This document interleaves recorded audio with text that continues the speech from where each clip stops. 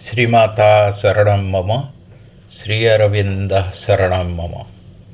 The Life Divine, Sri Aravinda, Book 1, Chapter 1, The Human Aspiration, 4th Para. Thus the eternal paradox and eternal truth of a divine life in an animal body, an immortal aspiration or reality inhabiting a mortal tenement, a single and universal consciousness representing itself in limited minds and divided egos, a transcendent, indefinable, timeless, and spaceless being who alone renders time and space and cosmos possible, and in all these, the higher truth realizable by the lower term justify themselves to the deliberate reason as well as to the persistent instinct or intuition of mankind. Attempts are sometimes made to have done finally with questionings which have so often been declared insoluble by logical thought, and to persuade man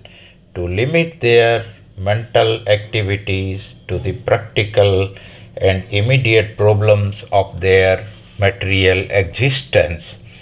in the universe. But such evasions are never permanent in their effect. Mankind returns from them with a more vehement impulse of inquiry or a more violent hunger for an immediate solution. By that hunger, mysticism profits and new religions arise to replace the old that have been destroyed or stripped of significance by a skepticism which itself could not satisfy, because although its business was inquiry, it was unwilling sufficiently to inquire.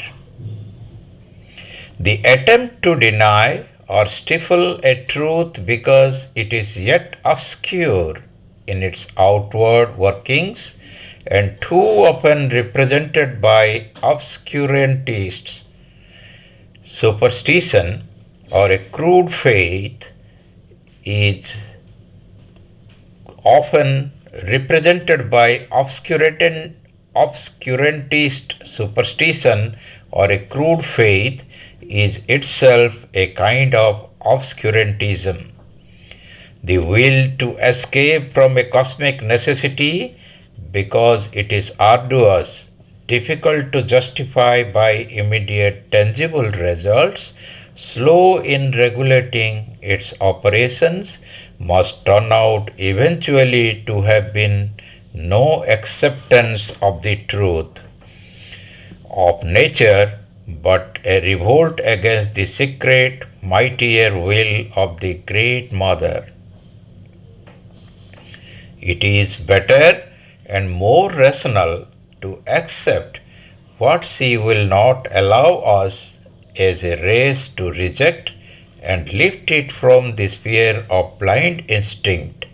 obscure intuition, and random aspiration into the light of reason and an instructed and consciously self-guiding will.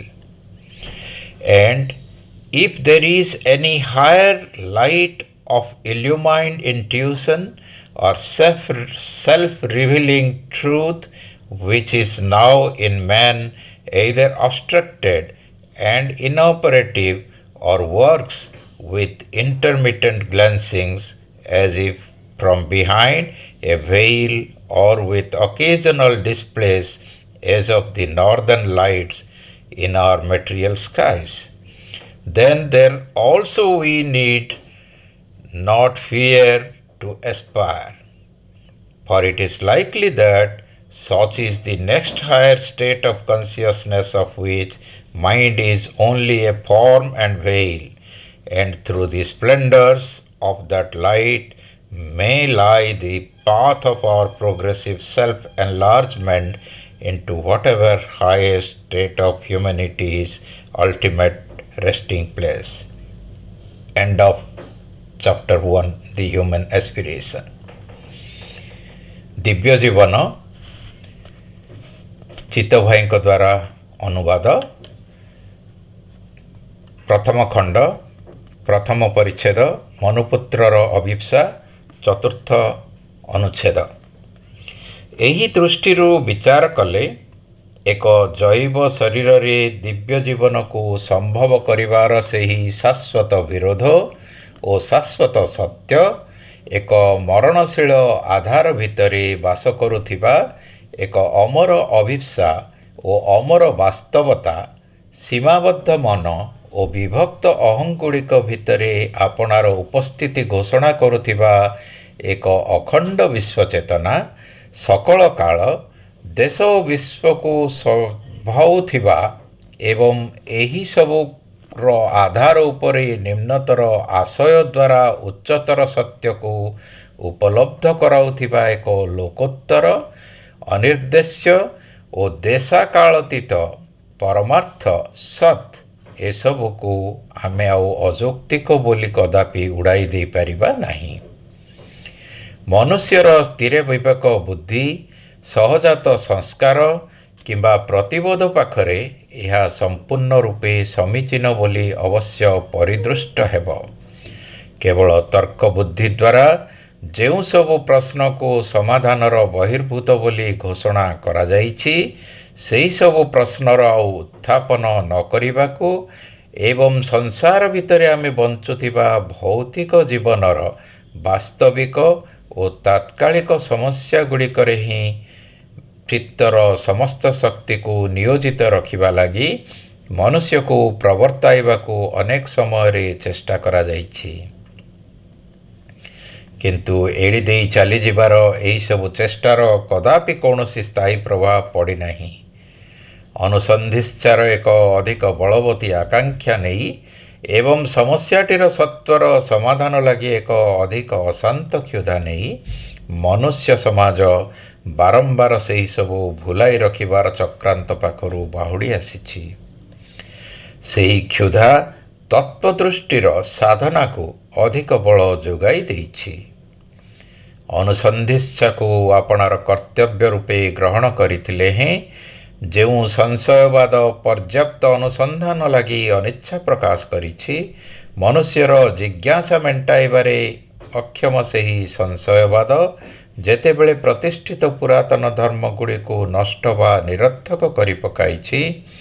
सेतिकी बेले मनुष्यर क्षुधा पुरातनर स्थान रे केते केते नूतन धर्मर प्रतिष्ठा करिछि। कौनसी सत्य आपणार बाह्य प्रक्रिया रे पर्यंत अस्पष्ट और व्याहत रही बोली किंबा प्रकाशकातर अंध कुसंस्कार अथवा एक जुक्तिहीन विश्वासर परिच्छेद रे अनेक समय रे ताहार प्रचार करा जाउछि बोली ताहाकू अस्वीकार करिबा बा दबाई रखिबार चेष्टा को मध्य एक प्रकार प्रकाश कातरता बोली कुहा जाई पारे। विश्वर नियति रूपे जो सत्य आपणार उद्घाटन लगी अपेक्षा करी रहिछि ताहार साधना बड़ दुर्गम बोली तात्कालिक वास्तव परिणामर प्रमाण द्वारा यह सिद्ध करा जाई पारु नाही बोली अथवा ताहार प्रक्रिया मान मंथर बोली प्रतीत हेउथिबारु ताहार समीप को पलाई जिबार इच्छा परिणामतः जे विश्व प्रकृतिर सत्य को केवल अस्वीकार कला भली हेबो ताहा नुहे मात्र यह द्वारा महाशक्ति जननींकर प्रचन्न अथच अधिक शक्तिशाली इच्छा विरुद्ध रे विद्रोह घोषणा करा जिवो। सेही जननी आमको सामूहिक भावे कदापि एही सत्यटीर प्रत्याख्यान करिबाकू देबे नाही तेणु ताहाकू ग्रहण करिनेबा याकू अंध सहजात संस्कार स्तररू उन्नीत करि आनिबा अनिश्चयता क्लिष्ट प्रतिबोध और असंबंध आकांक्षार स्तररू आमे याकू प्रज्ञार आलोक तथा प्रशिक्षित एवं सचेत भावे स्वयं चालित इच्छाशक्तिर स्तर को उत्तोलित कर नहीं जिबा। हुए तो आहुरी ऊर्ध्वरे उद्भासित प्रतिबोध और स्वयं प्रकाशमय सत्यर एक उच्चतर आलोक अवश्य विद्यमान रही। कौन सी कारणरू मनुष्य भितर यह वर्तमान व्याहत बा निष्क्रिय हो रही अथवा सते अबा कौन सी आवरणर सेपाकर रही परी केवल बेले बेले उंकी मारी अनाई देउछि किंबा पार्थिव आकाशर मेरु आलोक परी यह बेले बेले आविर्भूत हेउछि तेबे सेठारे मध्य उपनीत होई परिबा लागि आकांक्षा करिबारे भी आम भितर कौनसी भय रहिबा उचित नुहे। कारण संभवतः ताहा ही हेउछि आरोहण क्रमरे विचार कले आम चेतनार परवर्ती अवस्था। आमर मन से ही उच्चतर अवस्था लगी हुए तो केवल एक प्रतिरूप बा आवरण रूपे कार्य करुछि एवं निखिल मानवर आरोहण यात्रा जो ऊर्ध्वतम धाम मनुष्यर अपेक्षा करी रही सेही धाम को आपना को उत्तरोत्तर भावे प्रसारित करिनेबार पथ से हुए तो सेही आलोकर वर्णैश्वर्य मध्य देई पड़िछि। से कथाटी को किए अस्वीकार करि परिबो कि? श्रीमाता शरणं मम, श्री अरविंद शरणं मम।